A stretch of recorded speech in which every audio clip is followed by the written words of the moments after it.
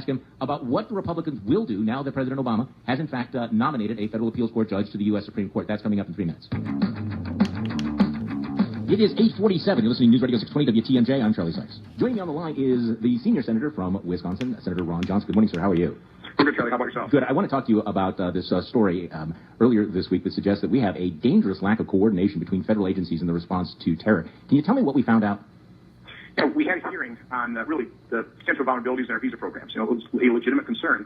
And so we had the director of USCIS, Customs and Immigration Services. They are the ones that vet people for the State Department and provide services, change people's immigration status, that type of thing. They're really about immigration benefits. And then we had the director of Immigration Customs Enforcement, ICE.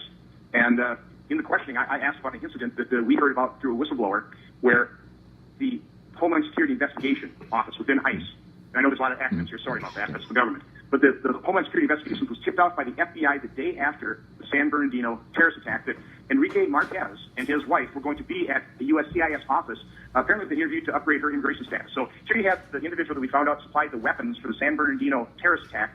By coincidence, the next day had an appointment at this USCIS office. So the Homeland Security Investigation team suited up.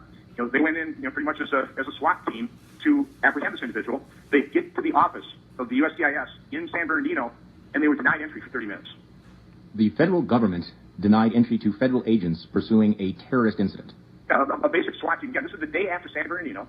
I mean, Charlie, can you imagine if your studio right there, if I think 7 people, suited up as a SWAT team came and said, we think somebody associated with terrorist attack yesterday could be in your offices. Let us in to apprehend this individual. Go, no, I don't think so. Where's your paperwork? Oh. In my business, I go, come on in, let's find this guy. Absolutely. I mean, that would be the common sense response. Now, you mentioned that you got this information because of a whistleblower. You're also now expressing concern about possible retaliation against that whistleblower? Yeah, this wouldn't be the first time where we've had witnesses before our committee or whistleblowers to our committee who are then threatened with some retaliation. And I wanted to nip this one in the bud. We found out almost immediately that managers within ICE sent out an email going, who gave this information to the committee? Right. We want to know who this person is. So, well, fortunately, we had another hearing yesterday on DHS management and kind of authorizing some of their management changes. And so I was able to ask some good people. Russ Dio, he's the Undersecretary for Management of DHS. And I just want to get on the record. We will not tolerate any kind of retaliation against any whistleblower, but in particular this whistleblower that gave this committee information what we need. And we have the Inspector General in that hearing as well. We need the Inspector General to investigate what happened on December 3rd in San Bernardino. Where's the breakdown in cooperation between these two agencies? They're all part of the department whose top priority is the security of our homeland. And we saw this kind of breakdown in terms of cooperation that could have been quite dangerous. Now, it wasn't, but it's not a good indicator.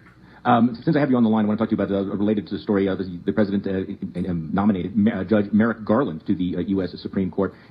Will Republicans in the Senate give him a hearing, or are you going to stand firm on this? Well, I'm not in charge of the process, but I do know by news reports now that when this judge came up with confirmation passed, Leader McConnell and Judiciary Committee Chairman Chuck Grassley both voted against him. Leader McConnell and Chuck Grassley have been pretty adamant in following the Biden rule. And let's face it, Vice President Biden, who in 1992, when he was chairman of the Judiciary Committee, told President Bush, boy, if a vacancy comes up during the election year, don't even bother to nominate somebody because it wouldn't be fair to the nominee, to the process, or the Supreme Court in such a politically charged atmosphere of a presidential election. We agree with Vice President Biden. So, by the way, this nominee also indicates exactly what I've been saying. Any President Obama nominee would flip the Constitution of the court, putting at risk your Second Amendment rights to keep and bear arms. I mean, this judge voted to rehear the D.C. ruling that basically confirmed your individual rights to keep and bear arms, which was later affirmed by the Supreme Court. So this nominee would flip the Constitution of the court, put your Second Amendment, and I would argue your First Amendment rights in real jeopardy. Senator Ron Johnson, thanks so much for joining me this morning. I appreciate it very much. Have a great day.